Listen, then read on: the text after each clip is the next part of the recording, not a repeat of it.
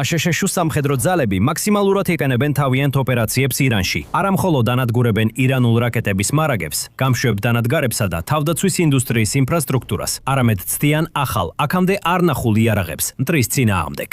სამი ახალი იარაღი განსაკუთრებით ეფექტურად იქნა გამოყენებული ირანულ სამიზნეებზე, რაც სრულყოფილად აჩვენებს შეერთებული შტატების შეუდარებელ ძალას გლობალურ არენაზე, ასევე ურხევერტგულებას ინოვაციების, არსენალის გაფართოებისა და განვითარებისთვის. მოდით, უფრო ახლოდან დავაგვირდეთ ამ სამივე იარაღის ტექნიკურ მახასიათებლებს, შესაძლებლობებს და მათ გამოყენებას ირანში დღემდე.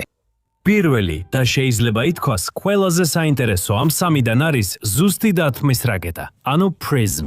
ამ რაკეტის ისტორია 2016 წელს იწყება, როცა Lockheed Martin-მა, Boeing-მა და Raytheon-მა განაცხადეს, რომ მიიღებდნენ მონაწილეობას აშშ-ის არმიის ახალ პროექტში, რომელიც MGM-140 არმიის ტაქტიკური სარაკეტო სისტემის ჩანაცვლებას ისახავდა მიზნად. ატაკამსის რაკეტები 1991 წლიდან გამოიყენება და თავის ეფექტიანობა დაამტკიცეს მრავალ კონფლიქტში, მათ შორის ოპერაცია უდაბნოს ქარიშხალსა და ოპერაცია ერაყის თავისუფლებაში. უახლეს პერიოდში ისინი რუსეთისა და უკრაინის ომშიც გამოჩნდა, სადაც უკრაინულმა ძალებმა ისინი გამოიყენეს მრავალი მნიშვნელოვანი დარტყმისთვის, მაღალი ღირებულების მტრის ობიექტებზე, როგორიცაა რუსეთის საჰაერო თავდაცვის სისტემები და საბრძოლო მასალის საცავები.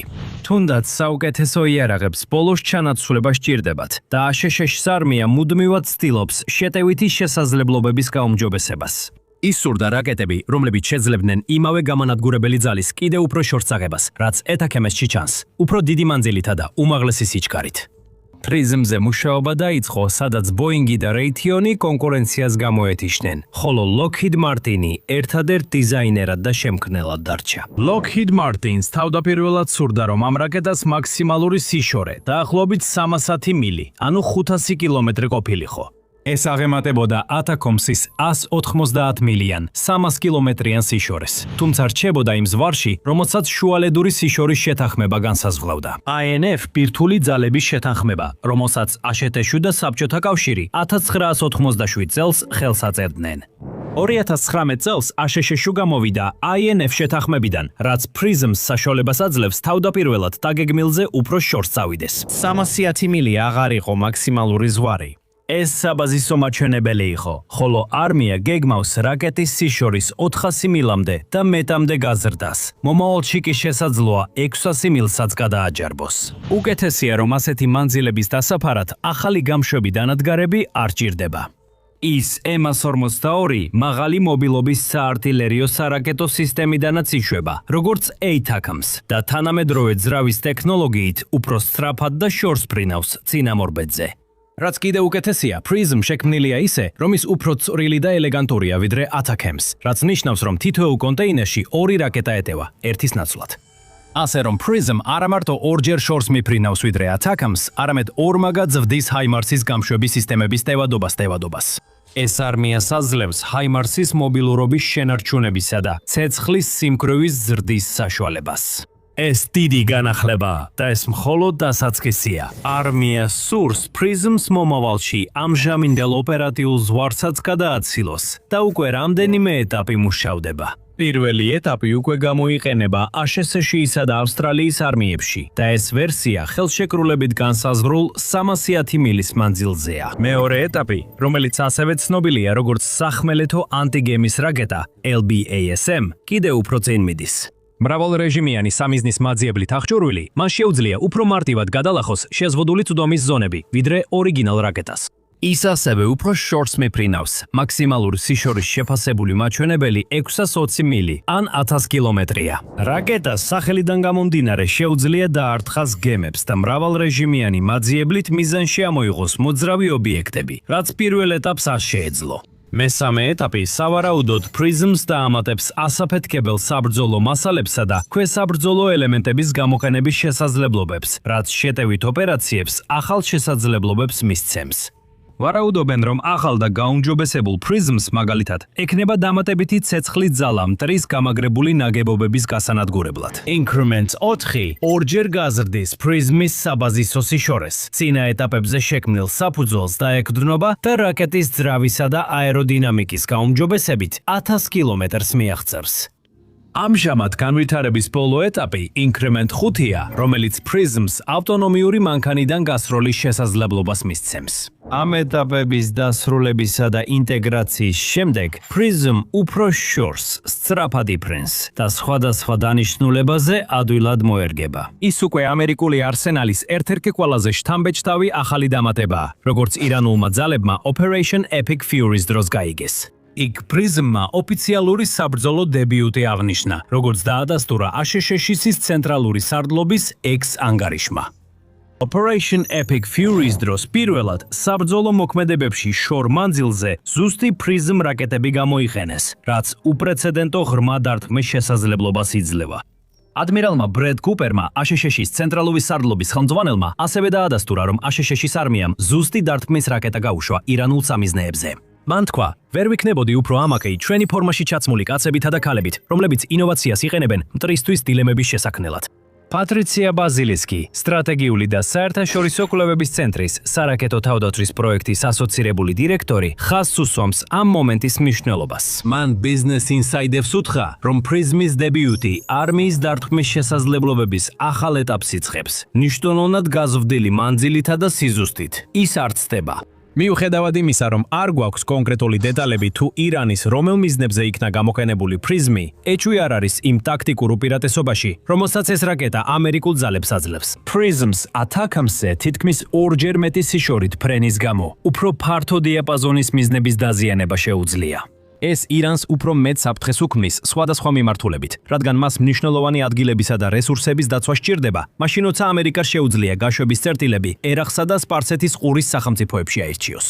Prism, როგორც ბალისტიკური რაკეტა, განსაკუთრებით ტერმინალურ ფაზაში ძალიან მაღალი სიჩქარით დაფრინავს, როცა მიზანს უახლოვდება. ეს იდეალურია დროზე დამოკიდებული სამიზნეებისთვის, მაგალითად ირანის საჰაერო თავდაცვა და რაკეტსატყორცნები. მიუხედავად იმისა, რომ ზუსტად არ ვიცით, დიდი ალბათობით ASHS-ს არმიამ სწორედ ამ რაკეტებს დაეხდნო ოპერაციის საწყის ეტაპზე, რათა ირანის საჰაერო თავდაცვის შესაძლებლობისთვის მობებისთვის მოკლე დროში დიდი ზიანი მიეყენებინა. გაენადგურებინა რაკეტსატყორცნი პლატფორმები და რადარის ობიექტები, რაც დამატებითი შემდგომი შეტევებისთვის თავისუფალ და უსაფრთხო გზას უზრუნველყოფდა. ასევე თვითმფრინავებისთვის ირანის საჰაერო სივრცეში უფრო უსაფრთხოდ შესვლის საშუალებას იძლეოდა და ეს მხოლოდ ირანს არ ეხება. Prism-ების საბრძოლო პირობებში განთავსება ამერიკას საშუალებას აძლევს გზავნილი გაუგზავნოს პოტენციურ მოწინააღმდეგეებს, მათ შორის ჩინეთსა და რუსეთს, რომლებიც ხურადღებით დააკვირდებიან კონფლიქტის განვითარებას. ეჭვგარეშეა, რომ ეს რაკეტები შეიძლება გამოყენებული იქნას მომავალ კონფლიქტებში ამ ქვეყნებიდან რომელიმესთან და განსაკუთრებით ჩინეთთან დაპირისპირების შემთხვევაში ASHS-ს სერიოზულ უპირატესობას მისცემს. ეს რაკეტები შექმნილია ჰიპოთეტური კონფლიქტისთვის ინდო-წყნარ ოკეანეში. რეგიონის გეოგრაფიის გამო სახმელეთო რაკეტების გაშვების წერტილები შეზღუდულია და ტრადიციულ რაკეტებს, როგორიცაა ATACMS, მანძილი არ ეყოფათ ზოგიერთ რეგიონსა და სამიზნეს დასარტყმელად. გაგრძელებული სიშორისა და უპირატესობების გამო Prism-ის რაკეტები ჩინეთისთვის დიდ პრობლემას შექმნიან, ხოლო ამერიკასა და მოკავშირეებს უფრო ძლიერ ზღვაზე მოწინააღმდეგის მოქმედების შეზღუდვის შესაძლებლობას მისცემენ. Prism-ის დებიუტი რამდენიმე ასპექტში დიდ წარმატებად ჩაითვალა. ეს ამართლებს პროექტში მრავალწლიან განვითარებასა და ინვესტიციებს, რაც არმიის დარტყმის შესაძლებლობებს ახალ დონეზე აღყავს. ეს მხოლოდ ირანში ნანახი 3 ახალი იარაღიდან ერთ-ერთია. მაგრამ სანამ დანარჩენ 2 იარაღს უფრო დეტალურად განმეხილავთ, თუ ასეთი ანალიზი გსურთ, აუცილებლად გამოიწერეთ The Military Show. ჩვენ ყოველ კვირას ასე ვაშლით ყველაფერს დეტალებად. თეორიულად, ამერიკასა და ირანს შორის დაპირისპირება ძალიან არათანაბარია. ASHS-ი მსოფლიოს წამყვანი სამხედრო ზესახელმწიფოა, რომელიც სამხედრო ხარჯებში ერთად აღებულ ათეულობით სხვა ქვეყანას აღემატება.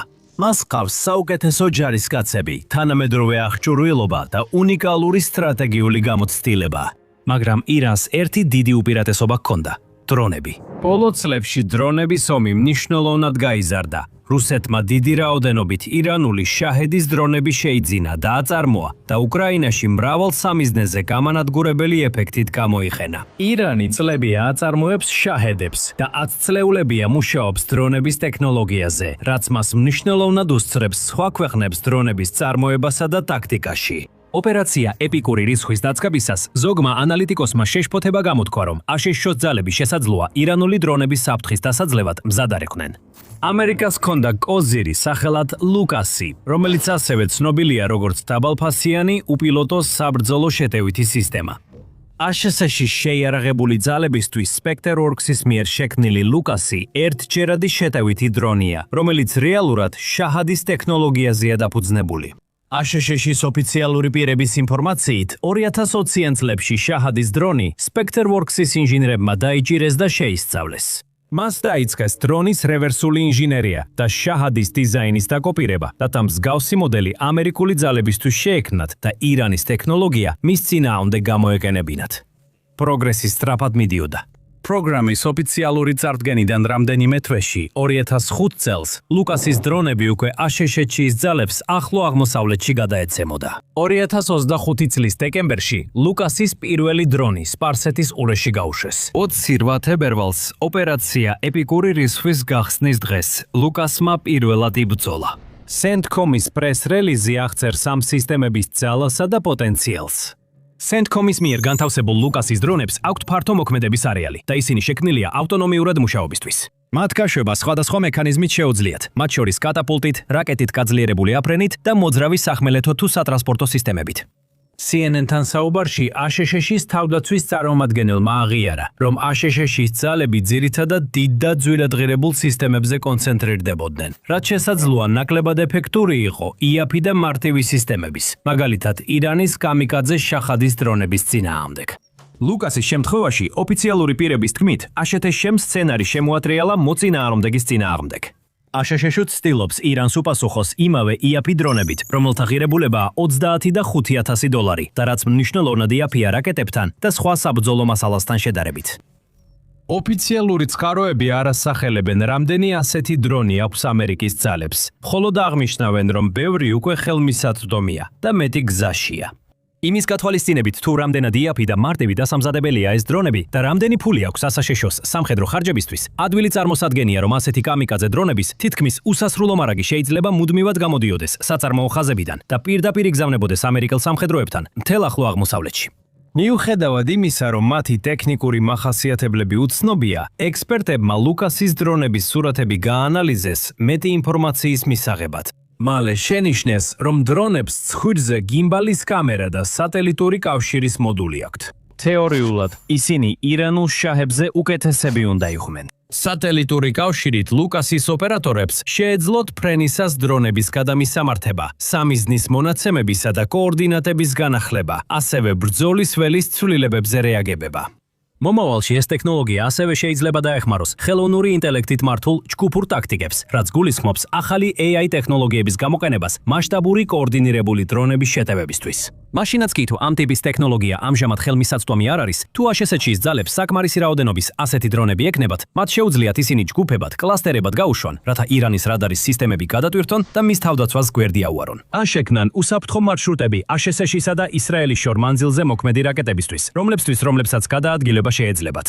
ეს თავის მხრივ საშუალებას მისცემს ამერიკასა და მის მოკავშირეებს შედარებით მარტივად დაარტყან ირანში ყველაზე დაცულ და ღირებულ ობიექტებს, როგორიცაა სტრატეგიული ბუნკერები და ბირთვული ბაზები. ამ ყველაფრის ირონია ისაა, რომ აშშ-ს იაფფასიანი დრონები, როგორიცაა ლუკასი, ირანის გარეშე არ ექნებოდა.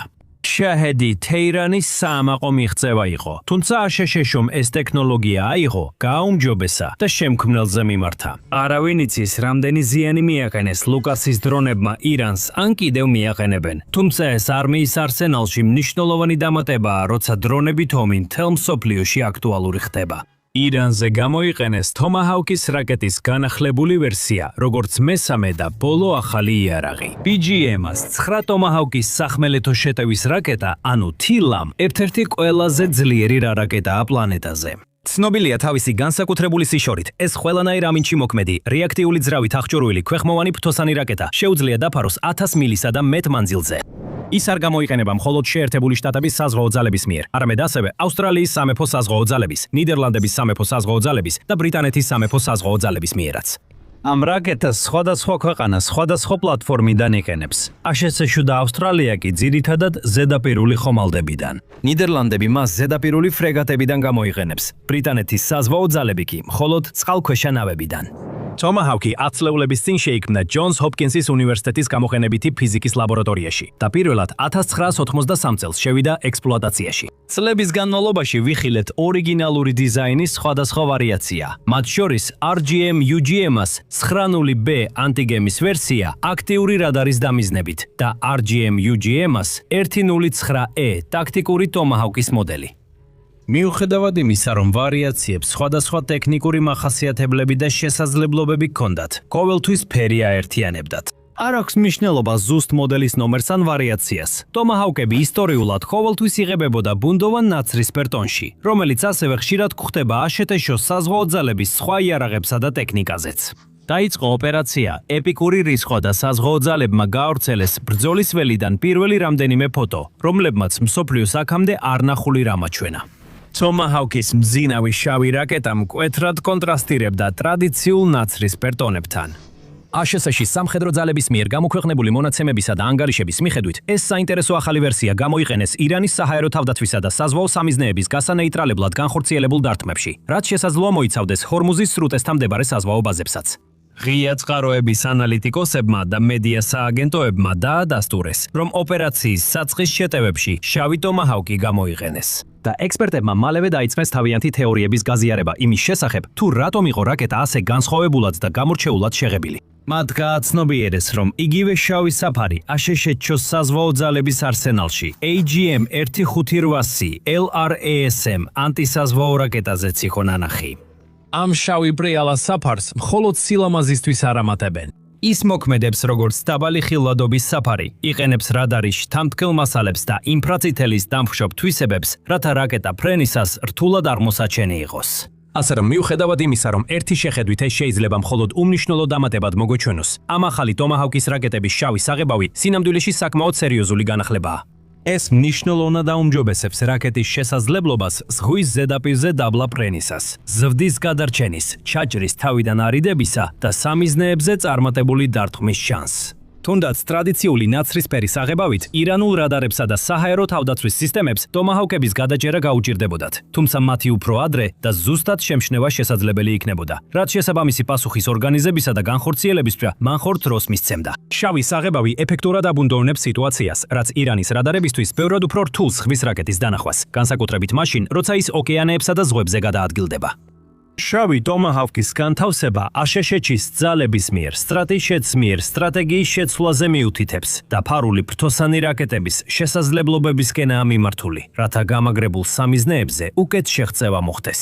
შესაძლებელია, რომ ამ რაკეტებს ოპერაციის დასაწყისში მნიშვნელოვანი როლი ჰქონოდათ ირანის რადარული ქსელების დაშლისა და განადგურებაში, რაც შემდგომში დრონებისა და შეღწევადი თვითმფრინავების შეტევებს გაამართივებდა.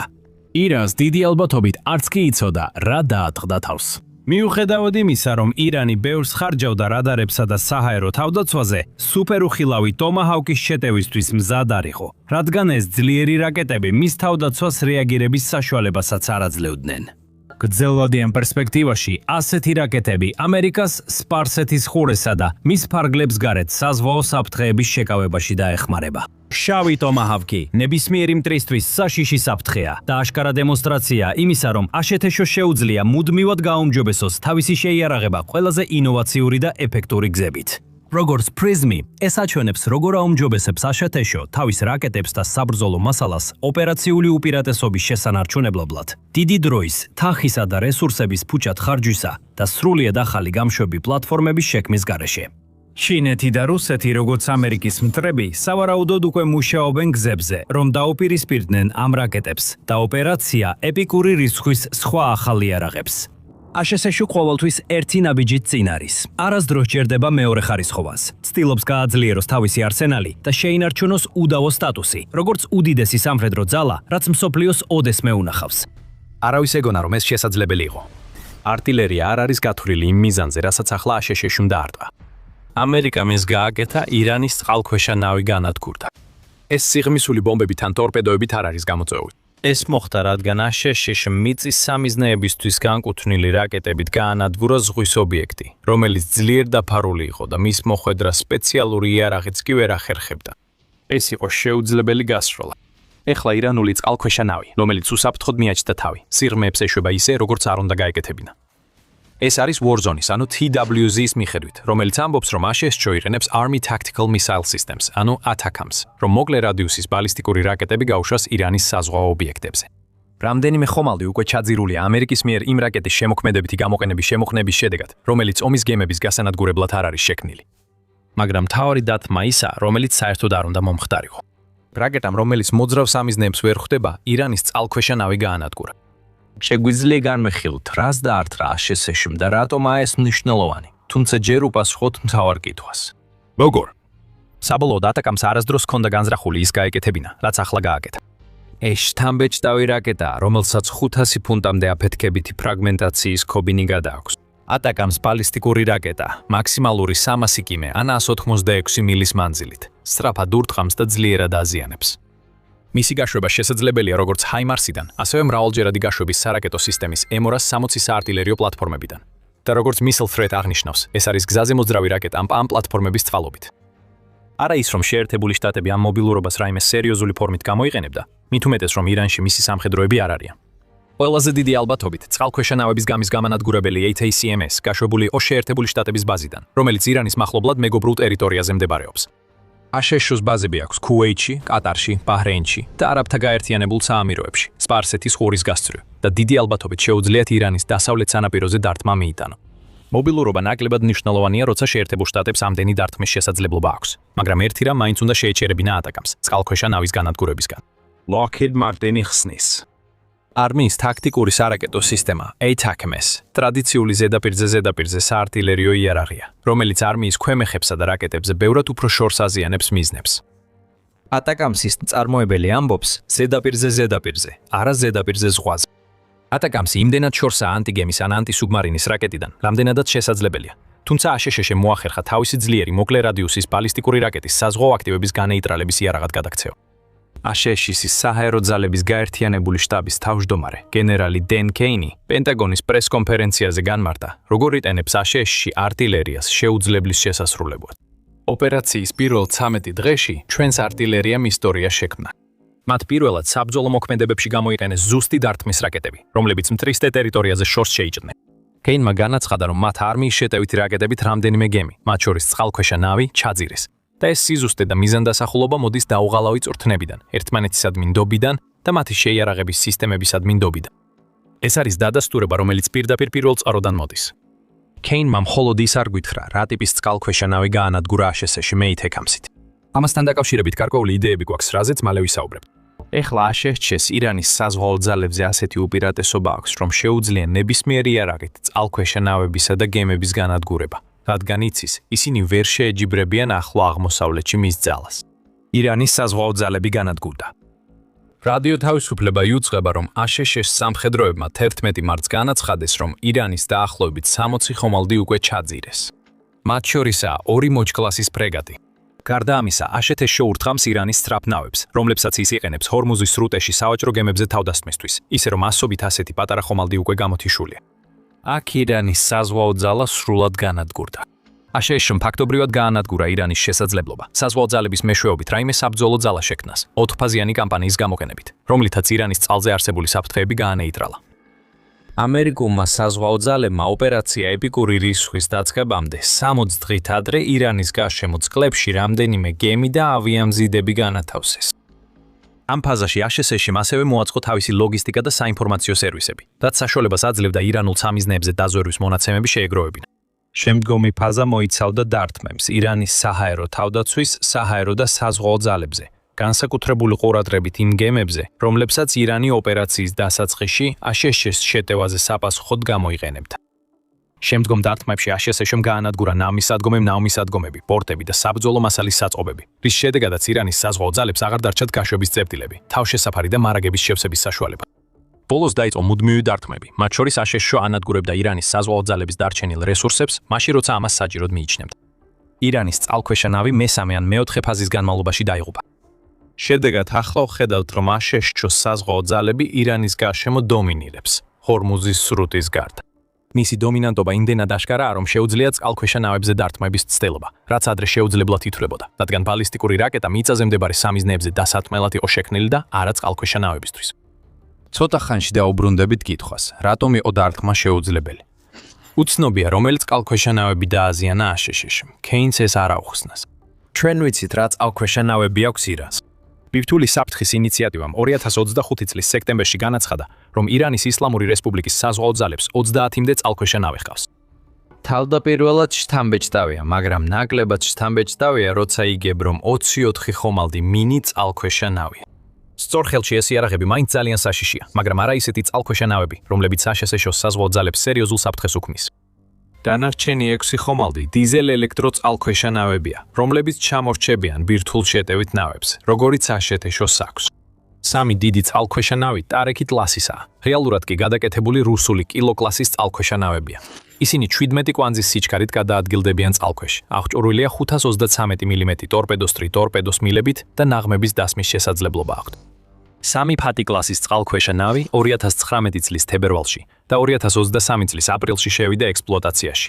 მათი სიჩქარე 14-23 კვანძია და იარაღით ტარექის კლასს გავს. ირანი, როგორც ამბობენ, ბესათის კლასის წყალქვეშა ნავებსაც აშენებს, რომლებიც სავარაუდოდ საზენიტო რაკეტებითაა აღჭურვილი. ისინი ჯერ არც დღის სინათლეს და არც ოკეანის სიღრმეებს არ უნახავთ, ამიტომ გამორიცხოთ აშშ-ში მიერ დარტმოლების სიიდან. მაინც ეს არის წყალქვეშა ნავების ფლოტი, რომელსაც პატივისცემა ეკუთვნის. აუცილებლად შიშის მონგრელი არა, განსაკუთრებით სხვა ქვეყნებთან შედარებით, რომლებსაც დიდი ფლოტები აქვთ, მაგრამ პატივისცემას იმსახურებს. ირანი ყველა წყალქვეშა ნავს აწყობს ჰაერზე დამოუკიდებელი ძრავებით, რათა მათი წყალქვეშა გამძლეობა გაიზარდოს და სპარსეთის ყურეში უფრო დიდ საფრთხედ იქცნენ. აშშ-მ უნდა გადაიჭრა წყალქვეშა ნავების პრობლემა, მალე აგეხსნი რატო. კითხვა რჩება. აშშ-მ რომელი ტიპის წყალქვეშა ნავი გაანადგურა თავდამსხმელებით? ამ კითხვას ერთ წამში უპასუხებთ, მაგრამ მანამდე შეგახსენებთ, რომ თქვენ უყურებთ სამხედრო შოუს. და ახლა იდეალური დროა გამოიწეროთ ახი, თუ ჯერ არ გაგიკეთებიათ ეს. ეხლა ორი ვარიანტია, თუ რას დაარტყა აშშ-მ მიწა ტიპის ბალისტიკური რაკეტებით. პირველი კანდიდატია ხადირის კლასის წყალქვეშა ნავი, რომელიც ირანის წყალქვეშა ფლოტის უმეტესობას შემადგენელი მინი წყალქვეშა ნავების ერთ-ერთია. ამ წყალქვეშა ნავებს 2 533 მმ ტორპედოს მილი აქვს და შეიძლება საშიში იყოს. თუმცა ვიცით, რომ მინიმუმ ერთი აშშ-მ გაანადგურა. ამიტომ ამ ვარიანტს გამოვრიცხავთ. TWZ უწყება, რომ აშშ-ის ცენტრალურმა სარდლობამ, ანუ CENTCOM-მა, მართლაც გაავრცელა ინფორმაცია, რომ დაარტყა, როგორც ჩანს, ხადირის კლასის მინი წყალქვეშა ნავს. დარტყმა AGMS-14 Hellfire-ის რაკეტებით განხორციელდა, როცა წყალქვეშა ნავი პორტში იყო და არა ათაკემსით, რომლებმაც ის ნავი დააზიანეს, რასაც ვეძებთ. ამის ნაცვლად მივიღეთ მინიშნება CENTCOM-ის ხელმძღვანელ ადმირალ ბრედ კუპერის 5 მარტის ვიდეო მიმართვიდან. კუპერის თქმით, ირანის ყველაზე ოპერატიულ წყალქვეშა ნავს გვერდზე ხვრელი აქვს. კუპერმა მინი წყალქვეშა ნავი არ ახსენა, ამიტომ ეს ფათიჰის ან ტარიქის კლასის იყო. დიდი ავდათობით კუპერი მეორეს გულისხმობს. როგორ ვიცით? Planet Labs-ის მიერ გამოქვეყნებული სატელიტური სურათებით ჩანს, რომ ირანის 3 ტარიქის კლასის წყალქვეშა ნავიდან ერთ-ერთი 4 მარტს ბანდარ-აბასის ბაზაზე ჩაძირული ჩანდა. 2 მარტის სურათები აჩვენებდა, რომ წყალქვეშა ნავი ხელუხლებელი იყო სულ რამდენიმე დღით ადრე, ოპერაციის ფარგლებში განხორციელებული საწესი დარტყმების შემდეგაც კი. 2 დღის შემდეგ ის ჩაიძირა და ამის 1 დღის შემდეგ კუპერი ამტკიცებდა, რომ აშშ-მ ირანის ყველაზე ოპერატიულ წყალქვეშა ნავს ძლიერი დათქმა მიაყენა და ახლა მის გვერდზე ხვრელია. რა არის ეს კვალი და როგორც ჩანს, ისინი მიგვიყვანს დასკვნამდე, რომ წყალქვეშა ნავი, რომელსაც აშშ-ში დაესხა თავს, იყო ტარიქის კლასის ხომალდი, რომელიც განთავსებული იყო პორტში, რომელიც ირანის მთავარ საზღვაო ბაზას წარმოადგენს და პირდაპირ იწვდომა აქვს ჰორმუზის სრუტეზე. ახლა ვიცით, რა მიზანს დაარტყა აშშ-მ ეთა. პირდაპირ რომ თქვათ, სრულიად ლოგიკურია, რომ აშშ-მ თავისი ზედაპირზე გასროლილი ბალისტიკური რაკეტებით დაარტყა სრულმასშტაბიან წყალქვეშა ნავს და არა ბევრად უფრო პატარა და მოძრავ მინი წყალქვეშა ნავს. მაგრამ ჯერ კიდევ არ განგვიხილავს, როგორ მოახერხა აშშ-მ ეს შეუძლებელი დარტყმა. კიდევ ერთხელ გახსოვდეთ, რომ წყალქვეშა ნავები სწორედ იმიტომ არის შექმნილი, რომ რთული იყოს მათზე მოხვედრა, თუნდაც იმ იარაღებით, რომლებიც სპეციალურად მათ დასარტყმელადაა განკუთვნილი. წყალქვეშა ნავი ზედაპირიდან თითქმის უხილავია, განსაკუთრებით იმ თანამგზავრებისთვის, რომლებსაც აშშ გამოიყენებდა ათაკემის დარტყმამდე. ირანის წყალქვეშა ნავები დიზელზე მუშაობს, რაც მათ ბირთვულ ნავებზე ხმაურიანს და სონარზე ადვილად აღმოსაჩენს ხდის. სონარები ხომალდებსა და წყალქვეშა ნავებზეა, ხოლო მონადირე ხომალდებს ტორპედოები და წყალქვეშა რაკეტები აქვთ. ამიტომ აშშ-ს არ დასჭირდებოდა ეთაკემების გამოყენება ირანის წყალქვეშა ნავის წინააღმდეგ. აბა რა მოხდა? ზოგმა მაყურებელმა შეიძლება უკვე დააკავშირა ეს.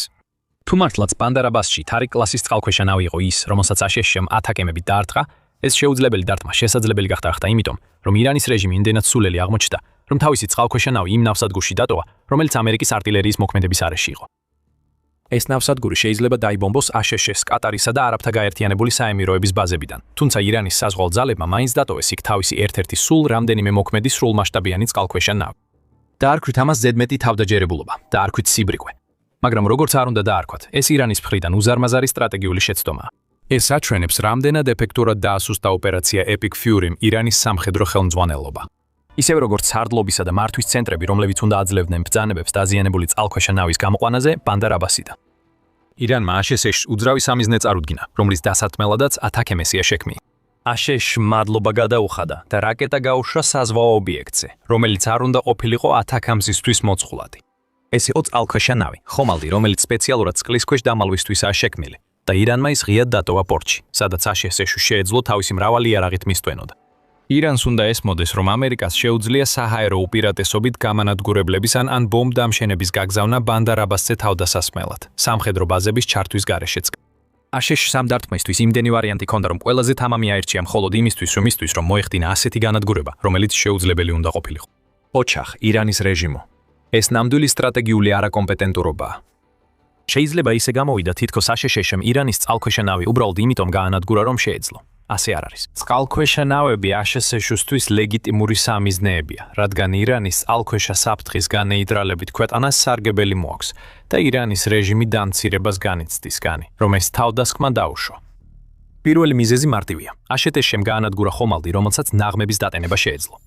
ტარიქის კლასის წყალქვეშა ნავებს ნაღმების დაღმების დაყენება შეუძლიათ, რითაც ირანი ჰორმუზის სრუტეში Operation Epic Fury-ის დიდი ნაწილის განმავლობაში იმუქრებოდა. აშშ ცდილობს ეს შესაძლებლობა არ დაუშვას.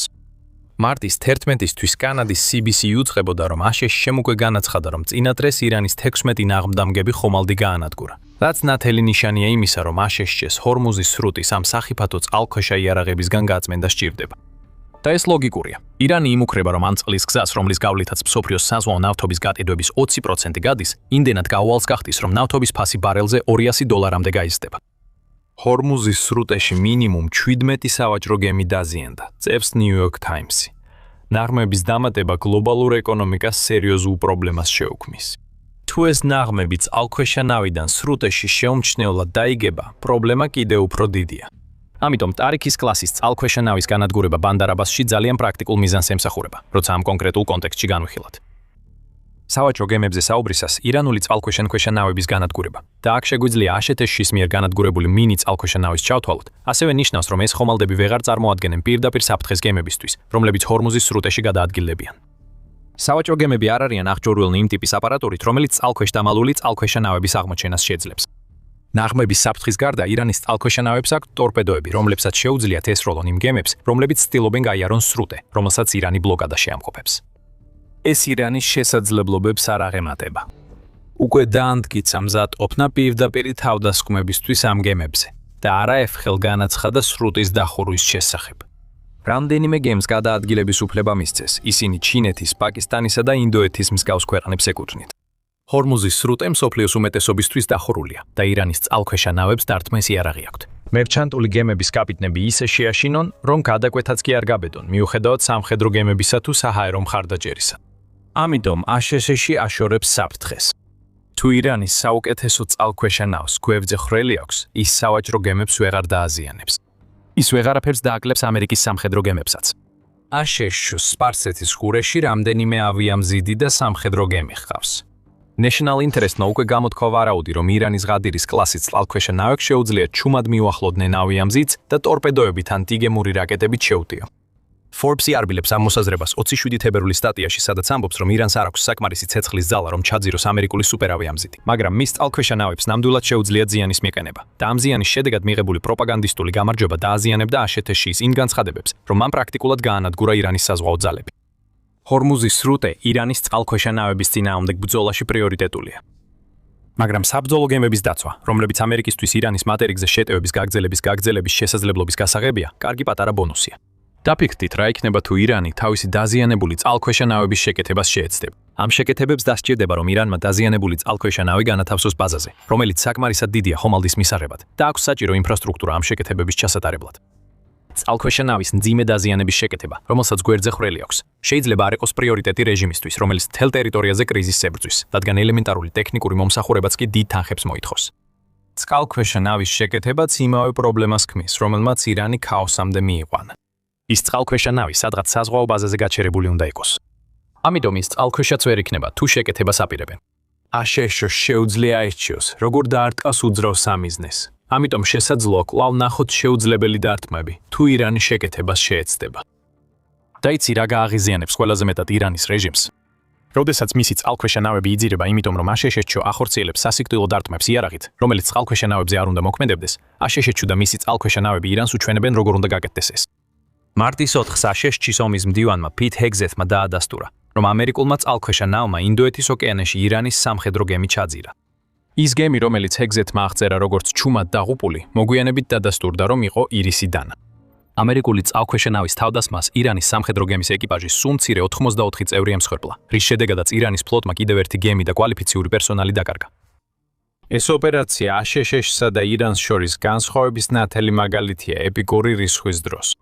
ამერიკული წყალქვეშა ნავები, რომლებიც ათასობით მილის მოშორებით დაცურავენ სამშობლოდან, ანადგურებენ ირანის სამხედრო გემებს. ირანის წყალქვეშა ნავებს პორტიდან გასვლამდე ანადგურებენ იარაღით, რომელიც გემების გასანადგურებლად არ არის შექმნილი და ძალიან ზუსტია. ეს არის აშშ-ის დომინირება. ეს ომის ისტორია ოპერაცია Epic Fury-ს დაწყების შემდეგ. ჩვენ ამ ვიდეოში გავაშუქეთ, თუ როგორ გაუმკლავდა აშშ-ში იმას, რაც წყალქვეშა საფრთხე უნდა ყოფილიყო. 1, 2, 3, 4, 5. არა, ლუბეგა შენობაში ახლახან აღშესულა. ეს არის დიდი ხუთი დარტყმა, როგორც აშშ-შმა ირანს რამდენჯერმე დაარტყა. რეჟიმი დაშლილია. ირანის ყველა ძირითადი სამხედრო რესურსი განადგურებულია. აშშ-მ ირანის წინააღმდეგ შეუძლებელი შეძლო და სტრატეგიულ ტერიტორიაზე შეტევით დააგვირგვინა, რომელიც შესაძლოა სახმელეთო შეჭრის პლაცდარმად გამოიყენო. დავიწყოთ იმ სტრატეგიული ტერიტორიით, კარგის კუნძულით. 12 მარტს გავრცელდა ინფორმაცია, რომ აშშ-მ დაარტყა კარგის კუნძულს, რომელიც ირანიდან 24 გემებითაა დაშორებული. ეს კუნძული ირანის ნავთობის ინდუსტრიის ნაწილია, თუმცა აშშ-ს სამიზნე ნავთობის ინფრასტრუქტურა ჯერ არ ყოფილა. ამერიკის დარტყმებმა კუნძულის სამხედრო ინფრასტრუქტურა გაანადგურა.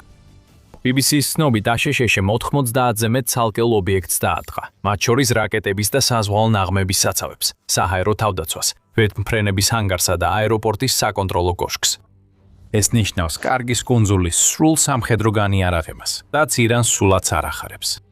თავდასხმის შემდეგ ირანი დაიმუქრა, რომ აშშ-სთან დაკავშირებული ყველა ნავთობისა და ენერგეტიკული ინფრასტრუქტურა კუნძულზე დაუყოვნებლივ განადგურდება.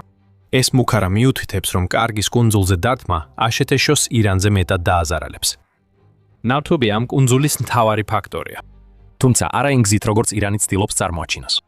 კარგის კუნძული ნავთობისა და გაზის მხრივ ირანისთვის უფრო მნიშვნელოვანია, ვიდრე აშშ-სთვის, რასაც ციფრებიც ადასტურებს. Euronews-ის თქმით, კარგის კუნძული ირანის მთავარი ნავთობის ტერმინალია.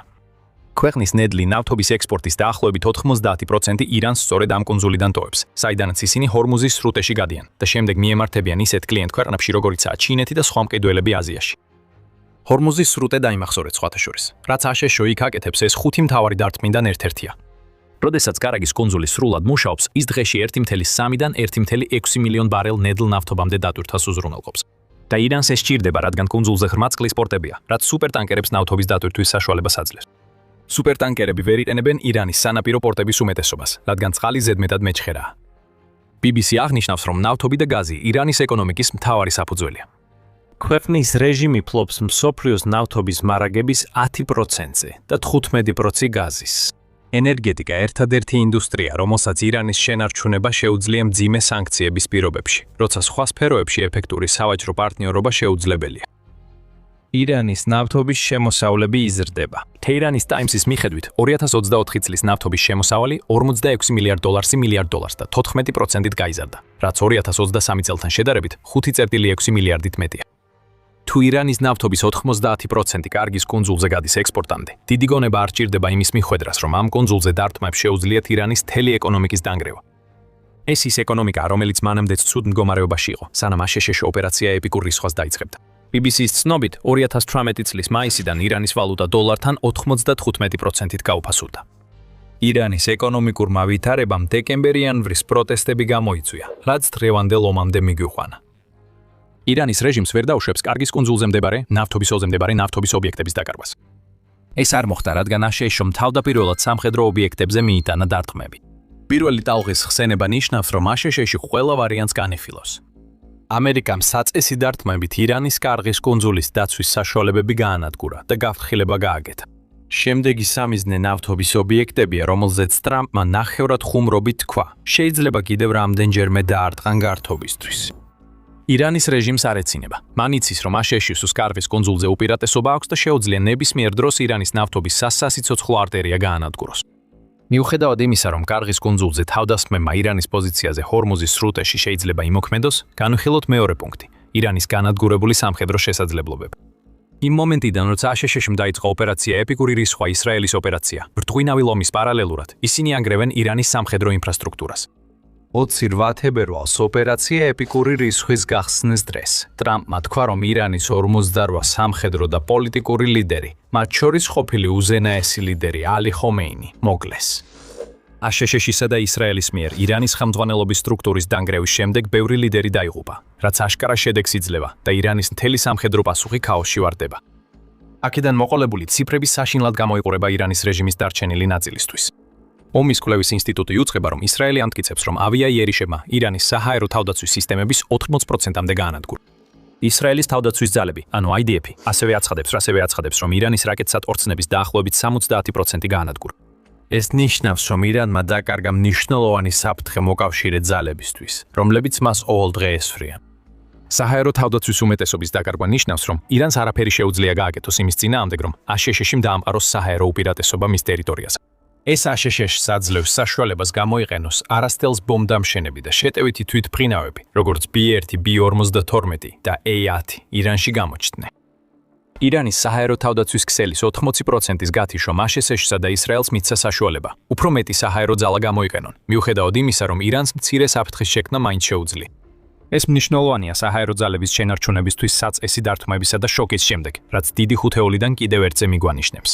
ეს ასევე ნიშნავს, რომ ირანი აღმოჩნდება მდგომარეობაში, სადაც მას უწევს გამკლავება დარტყმების თანმიმდევრულ სერიასთან. საჰაერო თავდაცვის სისტემების განადგურება დანარჩენ საჰაერო თავდაცვას უფრო მოწყვლადს ხდის. ირანის სამხედრო ძალების ამ კომპონენტზე ყოველი დარტყმით, ბომბდამშენებსა და შეტევით თვითმფრინავებს მეტი შესაძლებლობა ეძლევათ იმოქმედონ. შემდეგაა რაკეტსატვირთნები. ისრაელის თავდაცვის ძალები ამბობენ, რომ მათი 70% განადგურებულია, რაც ირანის ბალისტიკური რაკეტების გამოყენებაზე აისახა. ირანული რაკეტების გაშვების სიხშირე კონფლიქტის დაწყებიდან იგლებს. Times of Israel-ის ცნობით, ისრაელის თავდაცვის ძალებმა ეს დეტალურად აღწერეს. ომის პირველ დღეს ირანმა ისრაელისკენ 90 რაკეტა გაუშვა, მეორე დღეს კი 60. დაახლოებით ერთი კვირის განმავლობაში ამის შემდეგ ირანი დღეში 20 რაკეტას უშვებდა, ხოლო ახლა ეს რიცხვი კიდევ უფრო ნაკლებია. ცეცხლის ძალის ამ დანაკარგის მთავარი მიზეზი განადგურებული გამშვები დანადგარებია და ირანისთვის დამანგრეველია. ქვეყანამ ომამდე 2000-ზე მეტი მოკლე რადიუსის ბალისტიკური რაკეტა შექმნა და გეგმავდა მეტი წარმოებასაც. ის სურდა რაკეტებით გაენადგურებინა ისრაელი და აშშ-ს, მაგრამ ახლა ირანს ამის გაკეთება აღარ შეუძლია და იმასთან შედარებით, რის გაშვებასაც გეგმავდა, ახლა თითქმის ვეღარ უშვებს რაკეტებს. ამ პრობლემას კიდევ უფრო ამძიმებს ის, რომ ირანის დრონების გაშვების წერტილებზე განხორციელებულმა დარტყმებმა უპილოტო საფრენი აპარატების გაშვება 95%-ით შეამცირა ოპერაცია ეპიკური რისხვის პირველ დღესთან შედარებით, როგორც აცხადებს აშშ-ის ომის მდივანი პიტ ჰექსეთი. ირანის მთელი სამხედრო დოქტრინა ამ ტიპის იარაღის გამოყენების შესაძლებლობაზე იყო აგებული. მაგრამ ხმელეთზე ის შეტევაშიც და დაცვაშიც პარალიზებულია. სიტუაცია გაუარესდა, რადგან დიდი ხუთეულის მესამემ ირანის ზღვაზე თითქმის უუნარო გახადა. მაგრამ სანამ ამაზე ვისაუბრებთ, თუ ასეთი ანალიზი გსურთ იხილოთ, გამოიწერეთ სამხედრო შოუ. ჩვენ ასე ვშლით ყველაფერს ყოველდღე. ეხლა ირანის საზღვაო ძალები.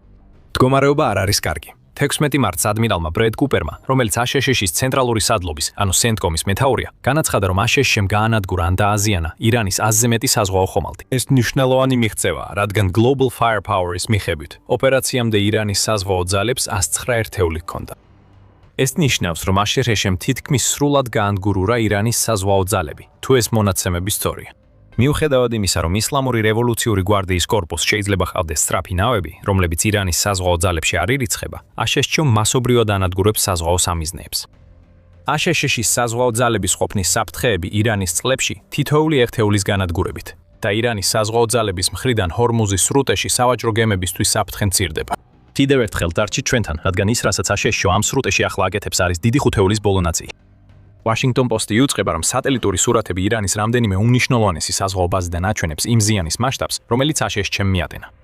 ბანდარ-აბასში ირანის ერთ-ერთ უდიდეს პორტში, რომელიც ქვეყნის ჰორმუზის სრუტესთან დაკავშირებული სტრატეგიის მნიშვნელოვანი ნაწილია. სამხედრო გემები იწვის და სულ მცირე ერთი წყალქვეშა ნავი ჩაძირულია.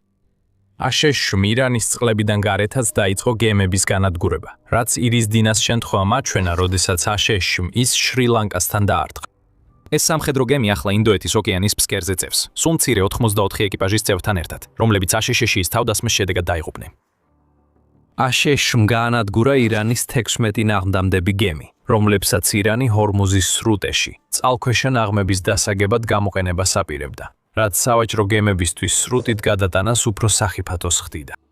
დიდი ხუთეულის მესამე ნაწილი გვიჩვენებს, რამდენად სწრაფად შეიძლება ქვეყნის საზღვაო ძალების განადგურება, თუ მოწინააღმდეგეს უკეთესი გემები და დიდი ავიამზიდები ჰყავს, რომლებსაც სტრატეგიულ პორტებზე იერიშის მიტანა შეუძლიათ.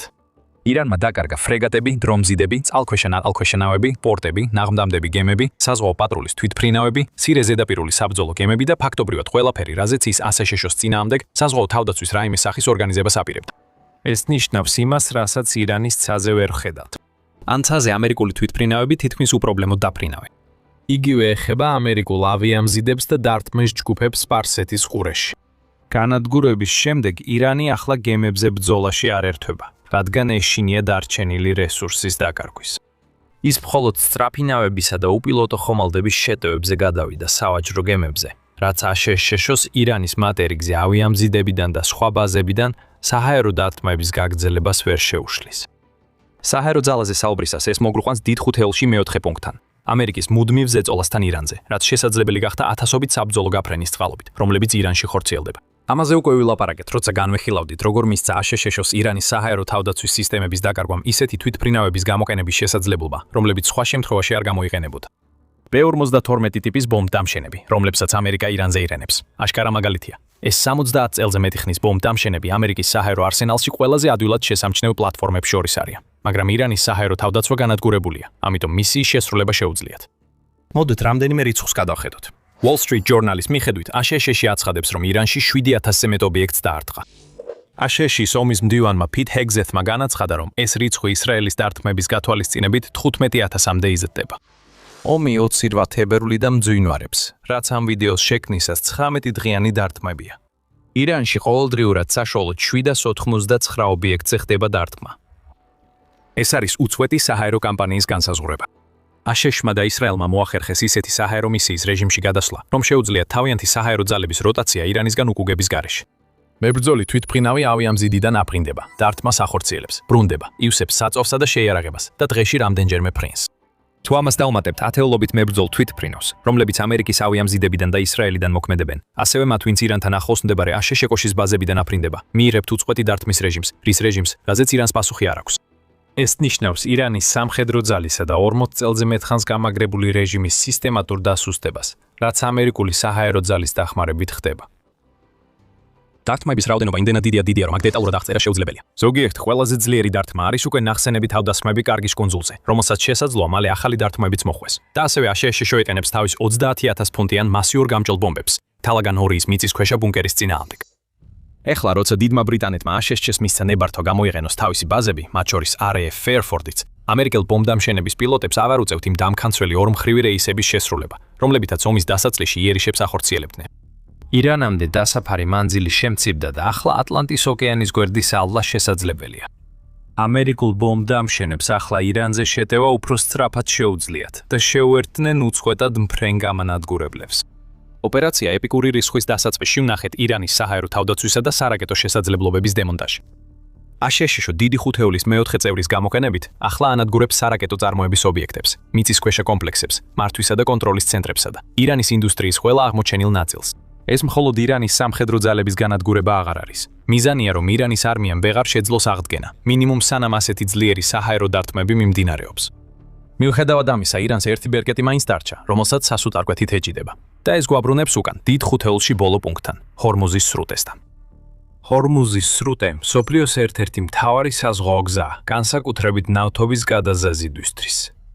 მსოფლიო ნავთობის მეხუთედი, ანუ 21 მილიონი ბარელი დღეში ამ სრუტეში გადის. ჰორმუზის სრუტის ყველაზე ვიწრო ნაწილი 24 მილია, ამიტომ ირანს მისი პატრულირება მარტივია. მიუხედავად იმისა, რომ სრუტეში გარკვეული მოძრაობაა, ეს ნაკადი ძალიან მცირეა იმასთან შედარებით, რაც უნდა ვხედავდეთ.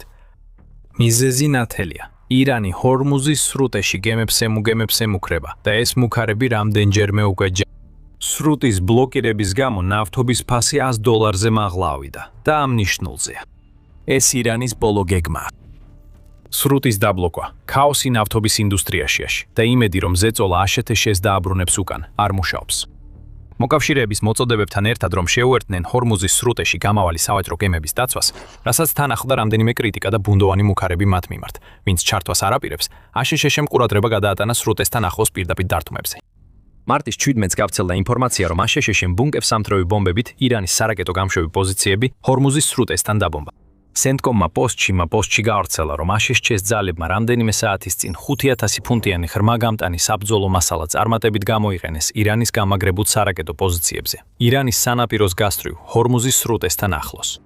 მიუხედავად იმისა, რომ ეს შეიძლება კიდევ ერთი იერიშად მოგოჩვენოს ირანის სარაკეტო გაშვების პოზიციებზე, კონკრეტულად ეს დარტყმები მიზნად ისახავს ირანის ანტიგემის საკრუიზო რაკეტების შეჩერებას, რომლებიც ჰორმუზის სრუტეში სავაჭრო გემებს შეიძლება დაუმიზნონ. აშშ-ს, რომელმაც გაანადგურა ირანის სამხედრო და ხელმძღვანელობის სტრუქტურები, ასევე სერიოზული საფრთხე შეუქმნა მის ეკონომიკას, ახლა აქტიურად იცავს მსოფლიოს ერთ-ერთ უმნიშვნელოვანეს საზღვაო გზას. და შესაძლოა კიდევ მეტი იყოს მოსალოდნელი. აშშ-ში ასევე აგზავნის 21 საზღვაო ქვეითთა ექსპედიციურ დანაყოფს ახლო აღმოსავლეთში.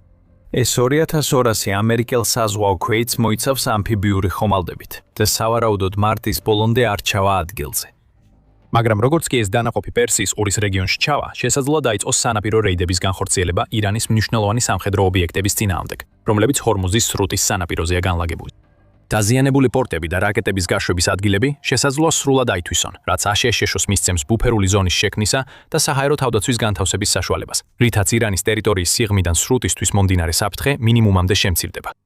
თუ სხვა ქვეყნები, მაგალითად საფრანგეთი, შეუერთდებიან აშშ-ს სრუტის დაცვაში წყლების დამშვიდების შემდეგ, ირანი ბოლო ბერკეტს დაკარგავს. ირანის რეჟიმს უნდა ნავთობის ფასის შოკმა აშშ-ში შეაჩეროს. აშშ-მ ზეწოლის მიუხედავად, ჰორმუზის სრუტეში მეხუთე ძალა გამოიყენა და შეიძლება კიდევ ბევრი კონდეს სათადარიგოდ. მძიმე დარტყმებმა ირანი გატეხა. დიდი ხუთეული ამტკიცებს, რომ ოპერაცია ეპიკური რისხვისას ყველა კოზირი აშშ-ს აქვს. რაც შეეხება ირანს, მისი სამხედრო ინფრასტრუქტურა და რეჟიმი დღითი დღე სუსტდება. აშშ-ს მოქმედებების გაგრძელებით, ჰორმუზის სრუტის დამატებით ობიექტებსა და გააგის კუნძულზე თავდასხმებით, ირანის მდგომარეობა უფრო გაუარესდება. აშშ-ში საჰაერო ძალებმა და საზღვაო ძალებმა ირანი გაანადგურეს. ქვეყნის მთელი სამხედრო ინფრასტრუქტურა ნანგრევებად აქცეული, ხოლო მისი ხელმძღვანელობის სტრუქტურაც ბევრად უკეთეს მდგომარეობაში არ არის. ეხლა აშშ-ში საბოლოო დარტყმას ამზადებს. ირანის გამდიდრებულ ურანთან დაკავშირებით მოქმედებაა საჭირო. დელტა ფორსი შეიძლება იყოს ძირითადი გზა. აშშ-ს აპირებს ირანის მიმართ ისეთი რამ გააკეთოს, რაც აქამდე არასდროს გაუკეთებია, რადგან სახმელეთო შეჭრა, როგორც ჩანს, იწყება.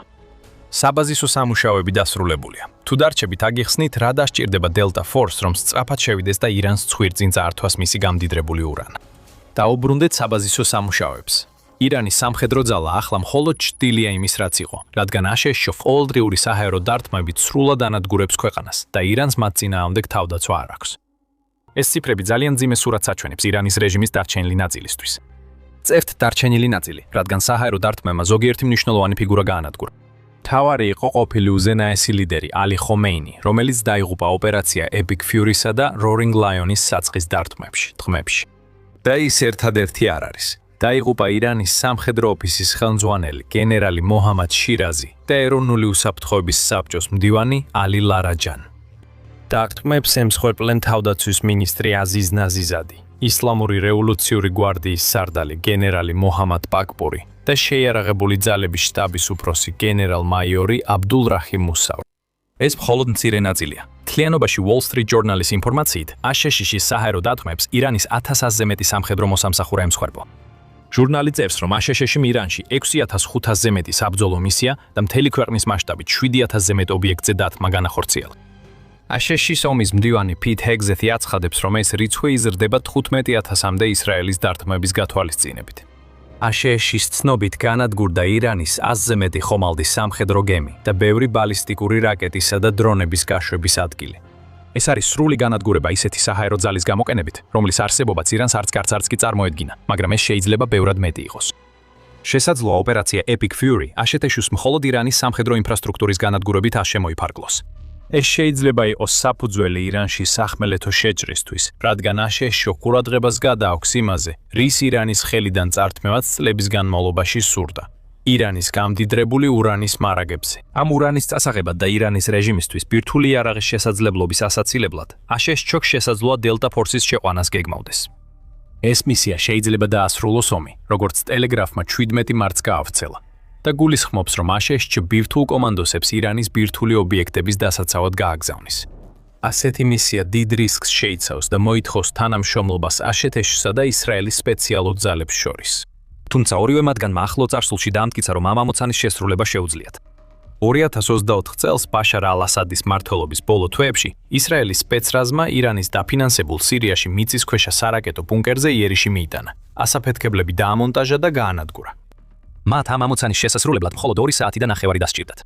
რაც შეეხება ASEAN-ს, ჩვენ ვიხილეთ, რამდენად ეფექტურები იყვნენ მისი სპეციალური დანიშნულების ოპერატორები, როდესაც მათ ნიკოლას მადურო მისივე დაცვის თვალწინ დააკავეს. შესვლა პრობლემა არ იქნება, მაგრამ როგორც მოგვიანებით გაიგებთ, ასეთ მისიაში გაცილებით მეტი რამ არის საჭირო, ვიდრე უბრალოდ შესვლა. ჰივდაკი სპეცდანიშნულების ძალების მისიის ჩატარება. ოპერაცია ეპიკური რისხვის პირველ დღეს ASEAN-ის პრეზიდენტ დონალდ ტრამპის განცხადებით ირანის ბირთვული შესაძლებლობების ჩამორთმევა ASEAN-ის ერთ-ერთ მთავარ მიზნად რჩება. ტრამპმა თქვა, ყოველთვის იყო ASEAN-ის, განსაკუთრებით კი ჩემი ადმინისტრაციის პოლიტიკა, რომ ამ ტერორისტულ რეჟიმს არასდროს უნდა კონდეს ბირთვული იარაღი. კიდევ ერთხელ ვიმეორებ, მათ არასდროს უნდა კონდეთ ბირთვული იარაღი, ქთული იარაღი. ოპერაცია შუაღამის ჩაქუჩი. 2025 წელს ASEAN-შმა და ისრაელმა ირანის 3 ბირთვულ ობიექტს დაარტყეს. ირანის ბირთვული ამბიციების შესაჩერებლად, მაგრამ მიზანს ვერ მიაღწიეს. და ტრამპის აზრით, ჩანს, რომ ირანის რეჟიმი კვლავ ცდილობს ბირთვული იარაღის შექმნას, რაც ნიშნავს, რომ ის უნდა შეჩერდეს. ირანი აცნობიერებს, რომ გამდიდრებული ურანი კონფლიქტის მთავარი ბერკეტია. 15 მარტს ირანის საგარეო საქმეთა მინისტრმა აბას არაქჩიმ CBS Face the Nation უთხრა: მე შევთავაზე, მზად ვართ გავაზავოთ გამდიდრებული მასალა, ან დავაქვეითოთ პროცენტი. ეს იყო დიდი შეთავაზება და დათმობა.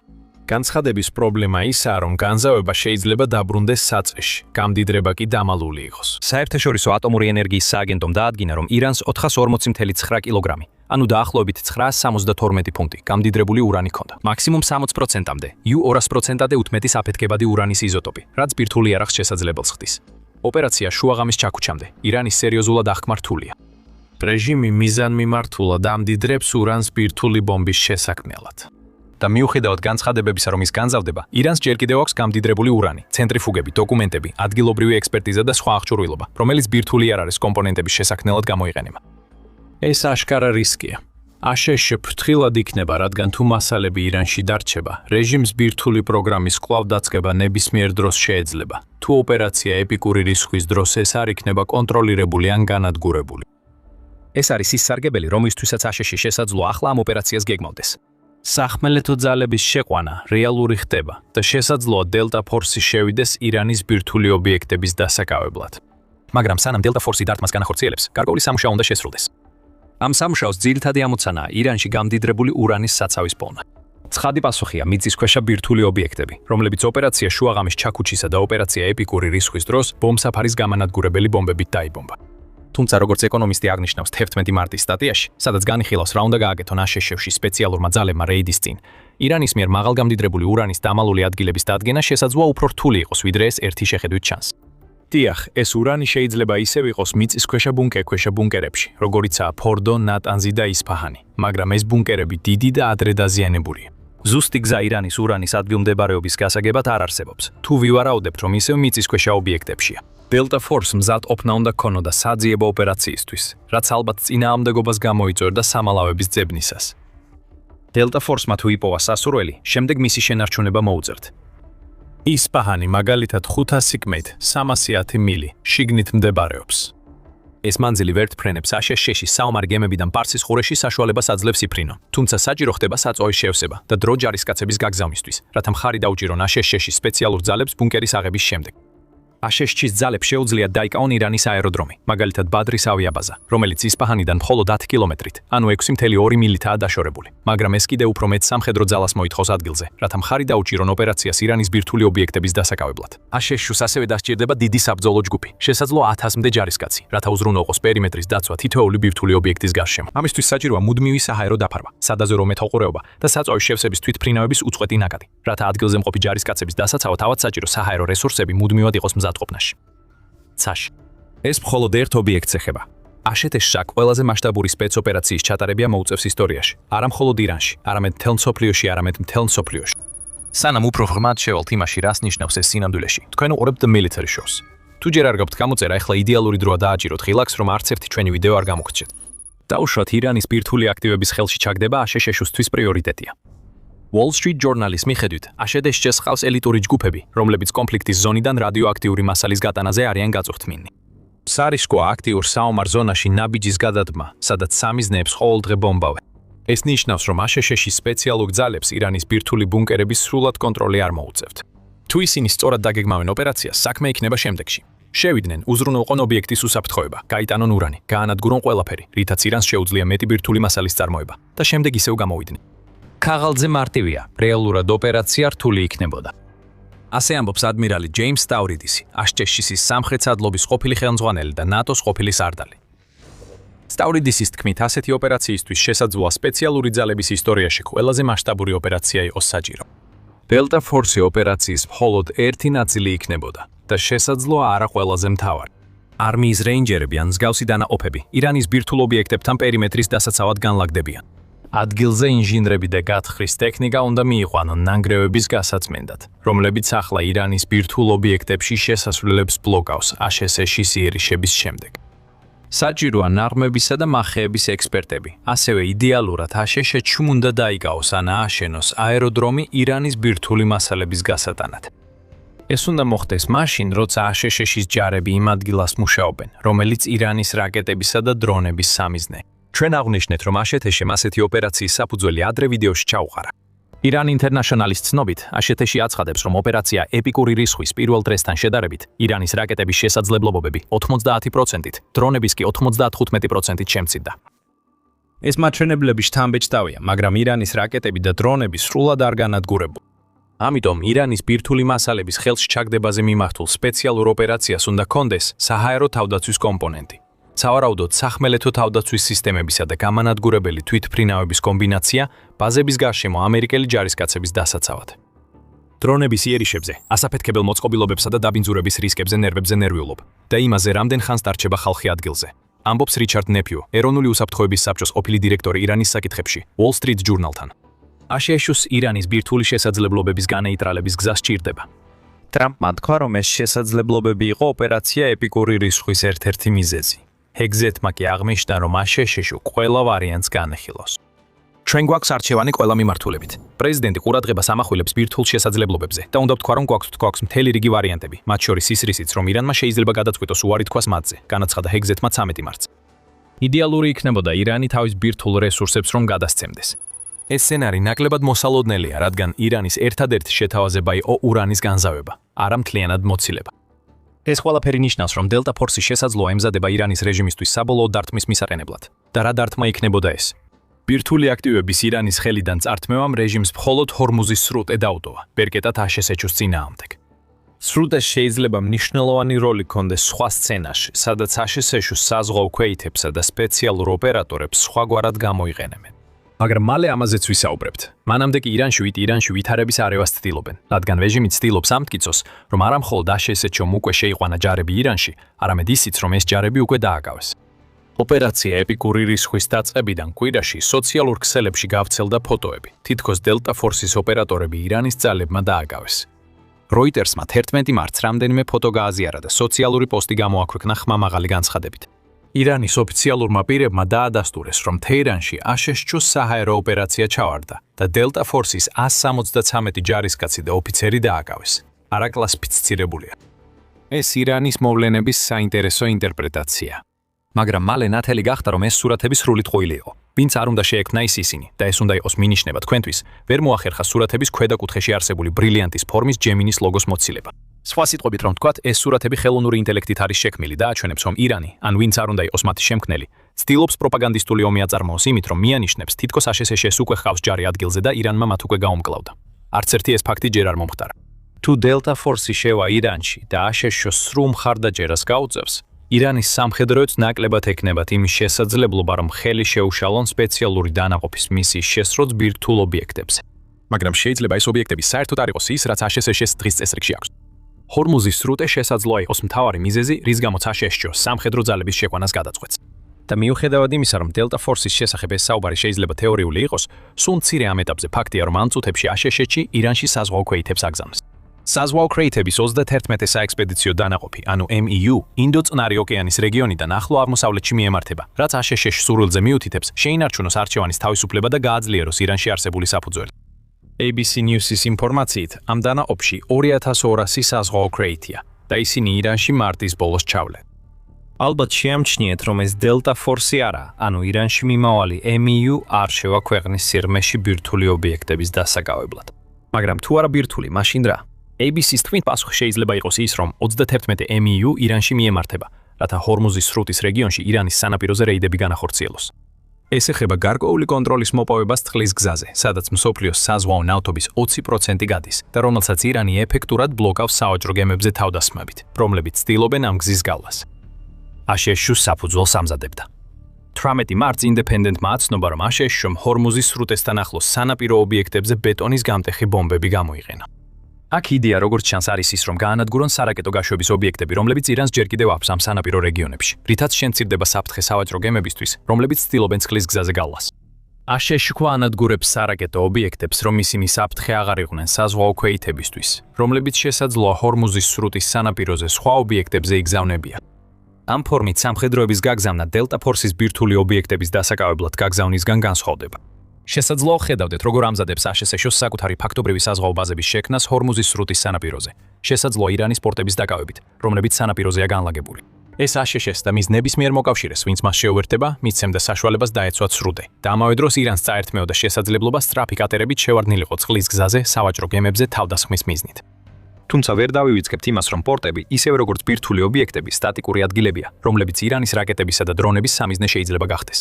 ბუნკერბასტერების ჩამოგდება სანაპირო რეგიონის რაკეტების პოზიციებზე შესაძლოა იყოს ამ პრობლემის sapasukho ნაბიჯი. ამიტომაც ვახსენეთ ეს როგორც დამატებითი საფუძვლის შექმნის გზა. დელტა ფორსი და სხვა სპეციალური ოპერაციების დანაყოფები კვლავაც შეიძლება ჩაერთონ ამ მიდგომაში, თუ აშშ-ში გადაწყვეტს მათი გამოყენებას. ირანის დრონებისა და ნავების ობიექტები ჰორმუზის სრუტესთან ბრძანებებს ისევ სანაპიროს სარდლობის პოსტებიდან იღებენ. შესაძლოა 20 ან 31 საზღვაო ექსპედიციური დანაყოფი ირანის პორტებს დაიკავებს და ბირთვულ ობიექტებზე საუბრისას ნახსენებ პერიმეტრებს შექმნის. ამ დროს დელტა ფორსი, ნეივისილები და მწვანე ბერეტები გამოიყენებენ ამ პორტებს სანაპირო რეგიონებში ღრმად შესასვლელად და C2 პოსტების გასანადგურებლად. აქამდე განხილული ვარიანტები უფრო ქირურგიულია და არა ირანში სრულმასშტაბიანი შეჭრა. მაგრამ არ აქვს მნიშვნელობა, აშშ-ში ჰორმუზის სრუტეს და არტყამს თუ ირანის ბირთვულ ობიექტებს, ის რეჟიმის ბერკეტებს უდევს. ირანის ლიდერებს არც ერთი ბერკეტის დაკარგვა არ შეუძლიათ, რადგან მოლაპარაკებების სუსტი პოზიცია დაინგრევა. შეიძლება ირანში სრულმასშტაბიანი შეჭრა არ იყოს. თუ აშშ ჩამორიდან ერთ-ერთ ან ორივე ქირურგიულ დარტყმას განახორციელებს, პოზიციების შესანარჩუნებლად მაინც ათასობით ჯარისკაცი დასჭირდება, სანამ ირანის რეჟიმზე საბოლოო დარტყმები მიიტანება. ირანი ამისთვის მზად არის და აშშ-ში. ამ კითხვებზე პასუხები მალე გახდება ცნობილი, თუ ირანი ისე უარს იტყვის ბირთვული რესურსების გადაცემაზე. ირანს ეგონა რომ ყველაფერი გათვლილი ქონდა. რაკეტები და დრონები ორივეს გამოიყენებდა და შეძლებდა აშშ-ს შეჩერებას იმდენი ზიანის მიყენებით, რომ Operation Epic Fury-ს დასრულება დაეძალებინა. ირანი ცდებოდა, ჯერ კიდევ ტრადიციულ იარაღს იყენებს, ხოლო აშშ-მ კოსმოსური ომი უკვე დაიწყო. ტექნოლოგია, რომელიც იმდენად მომავლისაა, რომ არც კი უნდა არსებობდეს, ანადგურებს ირანის ყველაზე მნიშვნელოვან იარაღებს და დაშლილ თეირანის რეჟიმს არაფრის გაკეთება არ შეუძლია. აშშ თანამგზავრებით ანადგურებს ირანის რაკეტების გაშვების ადგილებს. როგორც არ უნდა გვინდოდეს კითხათ, რომ აშშ-ს აქვს წარმოუდგენელი კოსმოსური ლაზერი, რომელიც ამ ობიექტებს მაშინვე ესვრის, როგორც კი აღმოაჩენენ. ეს ასე არ არის. ყოველ შემთხვევაში ჯერ არ. აშშ-ის მოქმედებები არანაკლებ გენიალურია და ირანის გაშვების ადგილების აღმოჩენას მათი გამოყენებისთანა, ხოლო განადგურებას რამდენიმე წუთში უზრუნველყოფს.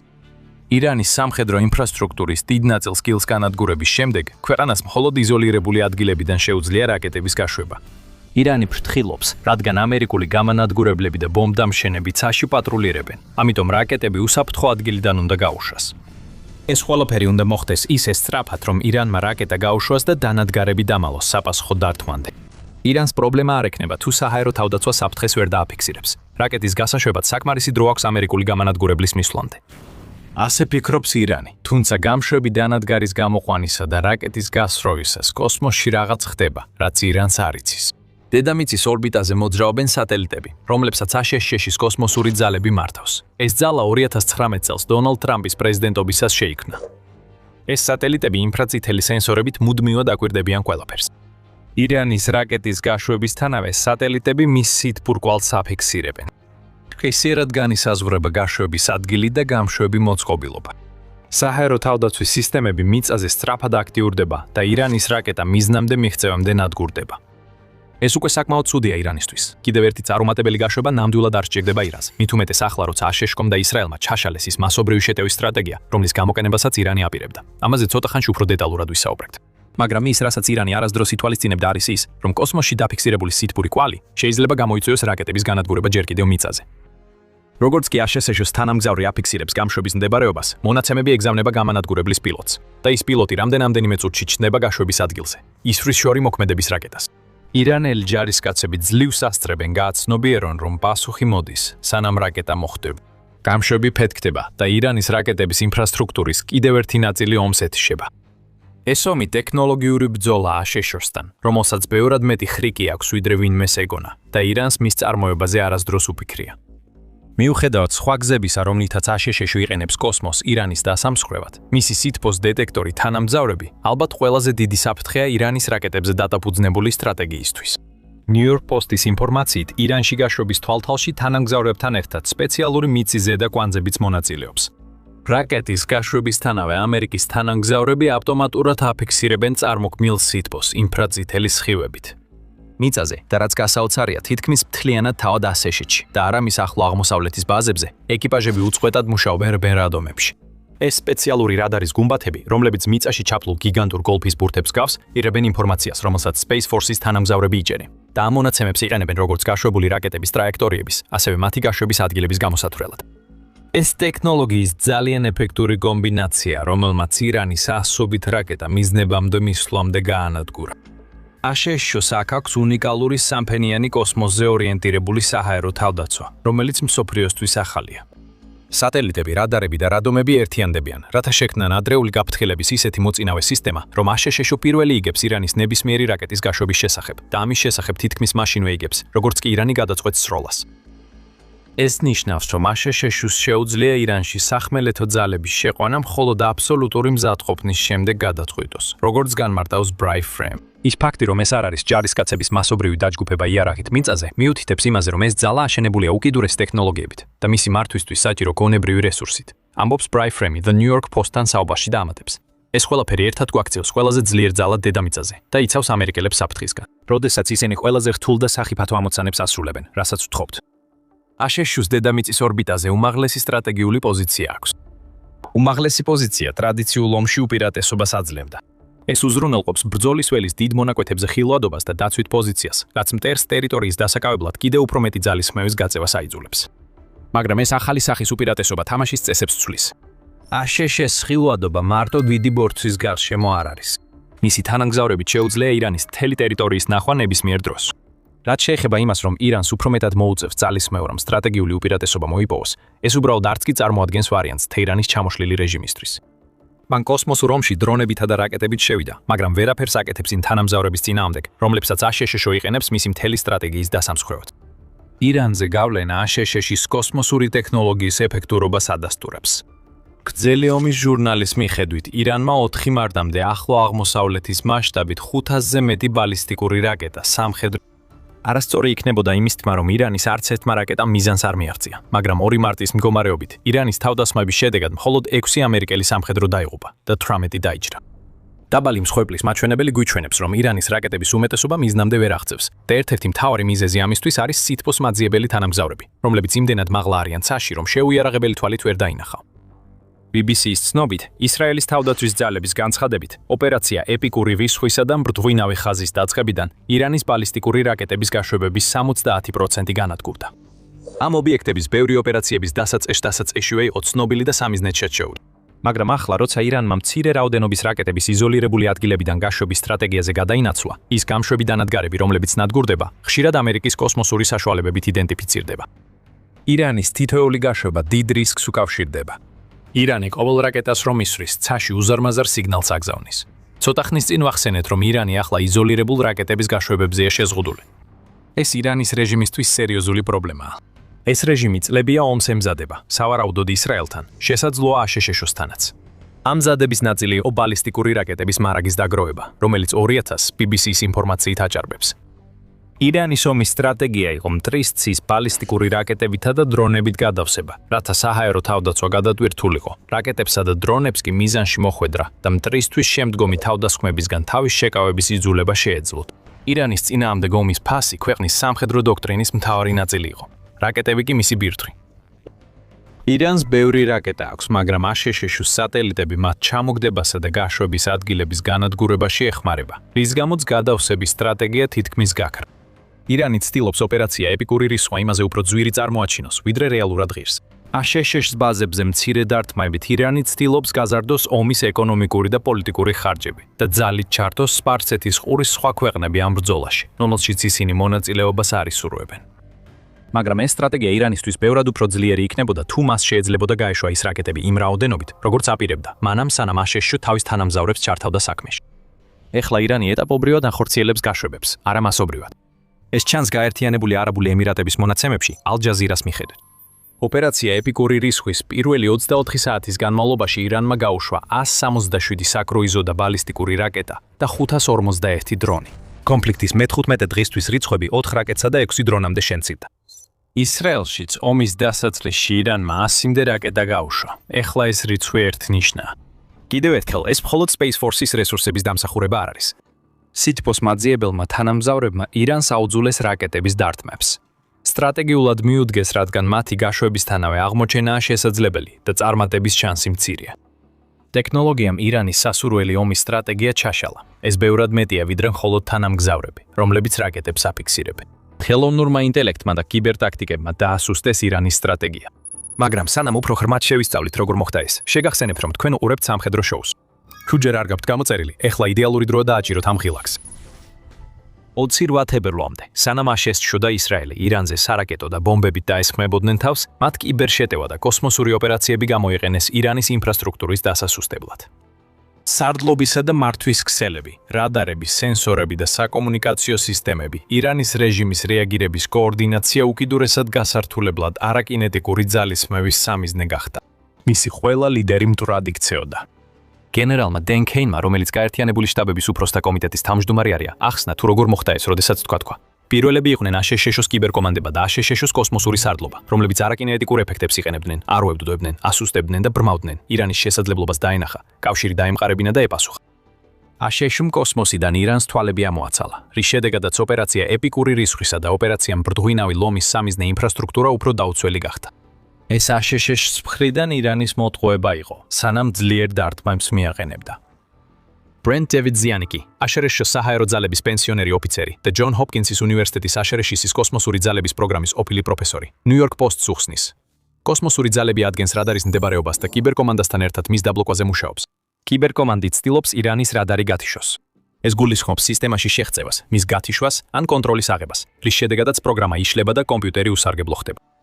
ირანს მხოლოდ ის არ უნდა აწუხებდეს, რომ აშშ გამანადგურებლებს კოსმოსური ძალების მიერ რაკეტის გაშვების ადგილის აღმოჩენისთანავე გამოიყენებს. სამიზნეა ირანის ირაკეტების მართვის რადარები და კომპიუტერებიც.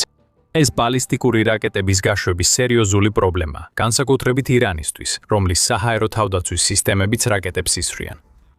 საჰაერო თავდაცვის სისტემა, რომელიც ვერ ხედავს, ვერ შეაჩერებს აშშ-ის გამანადგურებელს ან ბომბ დამშენს, როცა ისინი შემოიჭრებიან და გაანადგურებენ იმას, რაც შემდეგია მათი უზარმაზარი სამიზნეების სიაში. სივრცისა და კიბერომის კომბინაციამ ალბათ აშშ-სა და ისრაელს 13 მარტისთვის 15,000 სამიზნის განადგურება მოახერხებინა, როგორც აცხადებს ომის მდივანი ფით ჰექსერი. ირანის თავდაცვის ქსელის დაახლოებით 80% გამორთულია, მათი უმეტესობა კონფლიქტის პირველ 24 საათში და ახლა უკვე ნათელია, რომ ყველა ეს თავდაცვა არ განადგურებულ. Space Force-მა რადარები აღმოაჩინა. ამერიკულმა და ისრაელის კიბერძალებმა რადარები გათიშეს და ირანის საჰაერო თავდაცვა პარალიზებულად დატოვეს. ეს იყო ჩუმი დივერსია, რომელმაც საფუძველი ჩაუყარა აშერეშეს ოპერაციის წარმატებას და განხორციელდა ორბიტაზე მყოფი თანამგზავრებით, არა ადგილზე შეღწეული აგენტებით. კომუნიკაციები და GPS სიგნალები დაიბლოკა, რის გამოც ირანის რაკეტებზე დაფუძნებულმა სტრატეგიამ რეჟიმისთვის სასურველ შედეგს ვერ მიაღწია. რაც ირანის კოსმოსური სარდლობისგან დარჩა, დოდოს გზას გაუღვა. ამაზე ვიდეოს ბოლოს დავბრუნდებით, დარჩით ჩვენთან. მანამდე ხელოვნური ინტელექტიც ჩავთოთ. ირანს რაკეტების გაშვების აღმოჩენი თანამგზავრებისა და რადარების გარდა, აშშ-ის ხელოვნური ინტელექტის და ტექნოლოგიური ცუნამის წინააღმდეგიც მოუწია ბრძოლა. NBC News-მა 11 მარტს გაავრცელა, რომ ანონიმური წყაროების ცნობით, აშშ-ის სამხედროები ფალანთირის ხელოვნური ინტელექტის სისტემებს იყენებენ პოტენციური სამიზნეების იდენტიფიცირებისთვის ირანზე დარტყმებისას. სავარაუდოა, რომ აშშ-ში იყენებს Maven-ის სადაზვერო ანალიტიკის პროგრამას, რომელიც პალანტირმა ააგო Anthropic-ის Claude AI ტექნოლოგიაზე დაკორტნობით. ეს სისტემა, რომელიც აშშ-მ გამოიყენა ვენესუელის ყოფილი პრეზიდენტი ნიკოლას მადურას დასაგას დასაკავებლად და საშუალებას აძლევს სამხედროებს სწრაფად გაანალიზონ დიდი ოდენობის სადაზვერო ინფორმაცია. ეს სისტემა სამიზნეების შერჩევაზე კონკრეტულ რეკომენდაციებს არ იძლევა. ამის ნაცვლად, როგორც ჩანს, ის უფრო ფილტრის ფუნქციას ასრულებს, რომელიც აშორებს ზედმეტ ინფორმაციას, რათა უზრუნველყოს, რომ აშშ-ის სამხედროები მუშაობენ მხოლოდ იმ დაზვერვით, რომელიც მათ ეხმარება სამიზნეების შერჩევაში. CBS News-ი იუწყება, რომ პენტაგონი არ ასაჯაროებს, როგორ იყენებს ხელოვნურ ინტელექტს ირანში, მიუხედავად იმისა, რომ ჰექსეთი აცხადებს, სურს მისი გამოყენება აშშ-ის სამხედრო ოპერაციების მთავარ ნაწილად. თუმცა აშშ-ის საზღვაო ძალების გადამდგარი ადმირალი და ახლა დემოკრატიის დაცვის ფონდის კიბერ და ტექნოლოგიური ინოვაციების ცენტრის უფროსი დირექტორი მარკ მონტგომერი აავლენს, რამდენად ძლიერი შეიძლება იყოს ეს ტექნოლოგია. სამხედროები ყოველდღე 1000-მდე სამიზნეს ამუშავებენ და უმეტესობას უტევენ. მომდევნო დარტყმისთვის კი მზადება 4 საათზე ნაკლებს სჭირდება. მონტგომერი CBS-ს ეუბნება და ამატებს, რომ ადამიანი ჯერ კიდევ ჩართულია პროცესში, მაგრამ ხელოვნური ინტელექტი ასრულებს იმ სამუშაოს, რომელიც ადრე ანალიზის დღეებს მოითხოვდა და ამას ისეთ მასშტაბზე აკეთებს, როგორც აქამდე არც ერთ კამპანიას არ ქონია. მართლა, ამერიკა, კოსმოსური ომი არ გეღო და ახლა ოპერაცია Epic Fury 2-ში ისეთ ხელოვნურ ინტელექტსაც იყენებ, რაზეც ირანი მხოლოდ ოცნებობს. აშშ-მ იპოვა გზა სამიზნეების სწრაფად ამოსაცნობად და შეუძლია სპარსეთის ყურეში შეტანილი ძალის დაბალანსება. ათეულობით გამანადგურებელი თვითფრინავი ავიამზიდებიდან დღე-ღამეში შეტევებს ახორციელებენ, რადგან აშშ-ში ხელოვნურ ინტელექტს იყენებს სამიზნეების უწყვეტი მიწოდებისთვის. რაც შეეხება ირანს, მას არც კი შეუძლია იმედი ჰქონდეს, რომ აშშ-სთან კონკურენციას გაუწევს კოსმოსურ ომში. მან ეს ვერ შეძლო, რადგან აშშ-მ დიდი ხნის წინ გაანადგურა ირანის კოსმოსური რესურსები. Defense One-ის ცნობით 5 მარტს ირანის კოსმოსური სარდლობა აღარ იყო. მიუხედავად იმისა, რომ ეს აშშ-ის ირანში განხორციელებული ყველაზე მნიშვნელოვანი დარტყმა არ იყო, ირანს აღარ შეუძლია 13 მოქმედი თანამგზავრის გამოყენება, მათ შორის 3 ირანის ისლამური რევოლუციური გვარდიის კორპუსზე იყო რეგისტრირებული. იგივე წყაროს ცნობით, ირანს რეალური ანტისატელიტური შესაძლებლობები არ აქვს. მან ელექტრონული ომის საშუალებები კომერციული თანამგზავრული სიგნალების დასახშობად გამოიყენა, თუმცა უცნობია, როგორ იმოქმედა ეს სამხედრო GPS სიგნალებზე. ირანს სავარაუდოდ ბევრი არაფრის გაკეთება შეუძლია. ირანს რომ შეძლებოდა აშშ-ში და ისრაელი 15000-ზე მეტ სამიზნეს ვერ დაარტყამდნენ. ის ფაქტი, რომ ირანს არ აქვს საკუთარი გლობალური ნავიგაციის სატელიტური სისტემა, ასევე აიძულებს მას იყოს დამოკიდებული სხვების მიერ შექმნილ სისტემებზე. Daily Sabah წერს, რომ ასეთი სისტემები მხოლოდ აშშ-ს, ევროკავშირს, ჩინეთსა და რუსეთს აქვთ და ამათგან 2 ირანს დახმარებას არ გაუწევს. შეიძლება ჩინეთმა გაუწიოს დახმარება, თუმცა ამ შემთხვევაში ის აშშ-ის რისკის წინაშე დადგება. რუსეთი რჩება ყველაზე სავარაუდო კანდიდატად ირანისთვის სატელიტური ნავიგაციის ტექნოლოგიის მისაწოდებლად მისი სარაკეტო და დრონების გაშვებისთვის. Wall Street Journal-ის ცნობით, რუსეთი ირანს სატელიტურ სურათებს აწვდის. ეს ყველაფერი საბაზისოა იმ კოსმოსურ ომთან შედარებით, რომელიც აშშ-მ გააჩაღა. თუ პუტინს მეტი ბერკეტი დასჭირდება აშშ-სთან, შეუძლია ირანი გაწიროს და წაართვას კოსმოსში წვდომა, რითაც ირანს პრაქტიკულად არაფერს დაუტოვებს აშშ-თვის ზიანის მისაყენებლად. სად ტოვებს ეს ყველაფერი ირანს? ეხლა მისი რეჟიმი მხოლოდ იმას შეძლებს, რომ ახედოს ცას, რომელსაც ვერ არაკონტროლებს და კიდევ უფრო მაღლა გაიხედოს კოსმოსში, სადაც აშშ-მ სატელიტური ომი ჯერ კიდევ დაწყებამდე მოიგო. ირანის სატელიტები პრაქტიკულად უსარგებლოა მას შემდეგ, რაც მისი კოსმოსური სარდლობა აღარ არსებობს. ამერიკული სატელიტები რაკეტებს მკისიერად აფიქსირებენ და ირანი ამისთვის ფასს იხდის. ირანი ვეღარ შეძლებს თავი ღრუბლებში კონდეს. ადგილზე აშშ-ში მას ისევ ძლიერად ურტყამს და წაართვა ერთადერთი, რაც ირანს სიცოცხლეს უნარჩუნებდა. გინდა იცოდე რა იყო ეს? ან ნახე ჩვენი ვიდეო, სადაც ვსაუბრობთ იმ ძლიერ დარტყმაზე, რომელიც აშშ-მ მიაკენა და რას შეიძლება ნიშნავდეს ეს ირანის ეკონომიკისთვის, როცა ქვეყანა ყოველდღიურად იბომბება ოპერაცია Epic Fury-ის ფარგლებში. თუ მოგეწონა ვიდეო, გამოიწერე არხი The Military Show, რომ არ გამოგჩეს ახალი ვიდეოები. მადლობა ყურებისთვის.